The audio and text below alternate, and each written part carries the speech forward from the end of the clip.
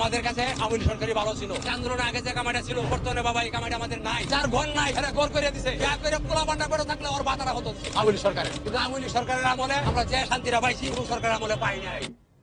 শেখ হাসিনা কেন এত জনপ্রিয়? মানুষ শেখ হাসিনাকেই নেতৃত্বে চাইছে।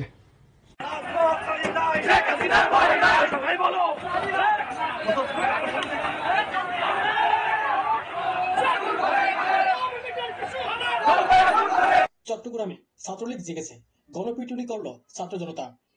চাঁদাবাজির ঠিকানা এই বাংলায় হবে না। সমন্বয়কদের উপর খেপে গিয়ে গণধোলাই করলো সমন্বয়কদের। দর্শক, এসব বিস্তারিত ভিডিও আপনাদের দেখাবো।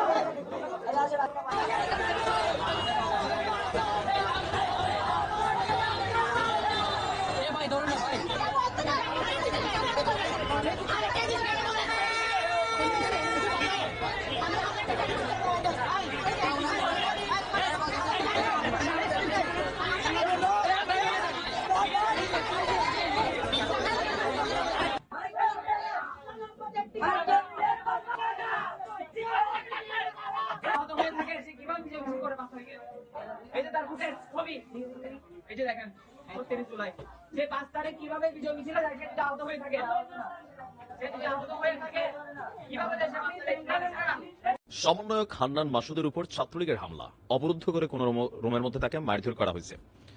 তো ওসি সাহেব বলছিলেন যে কোন রকম অভিযোগ আসে নাই, মামলা হয় না। তখনই বলছিলাম যে ডালের মধ্যে কি কিছু কালা আছে, এখন তো দেখি পুরাটাই কালা। সমন্বয়ক রাফির গ্রুপের হাতে অপদস্থ হয়েছে সমন্বয়ক রাসেলের গ্রুপ, ইভেন মুখ্য সংগঠক হান্নান মাসুদ। প্রথমে যে ফুটেজটা দেখছেন এটা সংবাদ সম্মেলনের একটা দৃশ্য। রাফির উদ্দেশ্যে ছাত্ররা বলছিল যে চাঁদাবাজের আস্তানা এখানে আর রাখবো না টাইপের কিছু স্লোগান দিচ্ছিল। আমাদের গণমাধ্যমগুলোর মধ্যে একটা চরিত্র ইদানিং ঢুকে গেছে, যেটা আগেও ছিল জামাত ইস্যুতে। যাই হইতো একটু দাঁড়িয়ে টুপি থাকলেই জামাত শিবির। আর এখন দুই সমন্বয় গ্রুপের পোলাপাইন মারামারি করছে, একে অন্যরে মারছে, মানে এখানে হাতাহাতি হয়েছে। কয়েকটা পত্রিকা ঢালাও ভাবে বইলাই দিল যে ছাত্রলীগের ডট গ্যাং এর কর্মকাণ্ড। তো ছাত্রলীগের কি ফাঁসাইতে গেছিলেন নাকি, মানে বিষয়টা বুঝলাম না। গণমাধ্যমের এইরকম অবস্থান থেকে বের হতে হবে। ছাত্রলীগ যেখানে সন্ত্রাসী কর্মকাণ্ড করে সেটা প্রকাশ করেন, কিন্তু এখন ছাত্রদের মধ্যে যেখানে যেটা হচ্ছে একটা ছাত্রলীগের ট্যাগ দেওয়া হচ্ছে, এই জিনিসগুলোতে হচ্ছে কি প্রকৃত যারা অপরাধী তারা আড়াল হয়ে যাচ্ছে। দর্শক, গতকালকের যে ঘটনা চট্টগ্রামে, আমরা সারা বাংলাদেশের মধ্যে খুবই শকড হয়েছি। তালাত মাহমুদ রাফি আপনারা জানেন, আর আরেকজন হচ্ছে বৈষম্যবিরোধী ছাত্র আন্দোলনের কেন্দ্রীয় কমিটির নির্বাহী সদস্য মোহাম্মদ রাসেল আহমেদ। তাদের মধ্যে দুইটা গ্রুপিং আছে। ওই দুইটা গ্রুপিং এর মধ্যেই গতকালকে এই হাতাহাতি, অবরুদ্ধ করার ঘটনা এগুলা ঘটছে।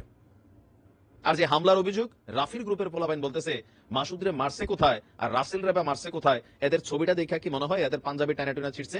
এর মধ্যে একজন আবার পাঞ্জাবি ছিঁড়াটিরা অবস্থায় তিনি সেখানে বক্তব্য দিচ্ছিলেন সংবাদ সম্মেলনে। আবার বাকিরা বলতেছিল তুমি যখন ওই ছবি তুলছো তখন তো তোমার পাঞ্জাবি ছিঁড়া ছিল না, এখন পাঞ্জাবিটা কই থেকে ছিঁড়ছে। মানে এখানে যে বিষয়টা হয়ে গেছে কি, কমিটি সহ বিভিন্ন ইস্যুতে আপনার মানে নিজেদের মধ্যেই মারামারি কামড়াকামড়িতে লিপ্ত হয়ে গেছে। নতুন পানিতে হঠাৎ করে পড়লে যেটা হয়, কারণ সবখানে কিন্তু ক্ষমতা কানেক্টেড। আর এরা একদম অর্ডিনারি ফ্যামিলি থেকে উঠে আসা ছেলে, বাবা অনেক কষ্ট করে শহরে পাঠাইছে, ইউনিভার্সিটিতে পাঠাইছে পড়াশোনার জন্য। হঠাৎ করে যে সমন্বয়ক হইয়া ধরেন যে একটা পাওয়ার শরীরের মধ্যে ভাবটাপ দৌড়াদৌড়ি করে, এখান থেকে আপনি দেখেন গেল কয়েকটা দিনে কেন্দ্রীয় কার্যালয়ে মারামারি, এদেরকে মানে রুমের মধ্যে আটকা পিটানো হচ্ছে। ওয়াই? এই দৃশ্য দেখার পর যারা জুলাই আগস্ট বিপ্লবে প্রাণ দিয়েছে ওই পরিবারগুলোর কাছে কি মনে হয়, যারা এরা কারা? আর এদের চরিত্র কেন এমন? যারা আহত অবস্থায় আছে এরা বলতেছে এরা কারা?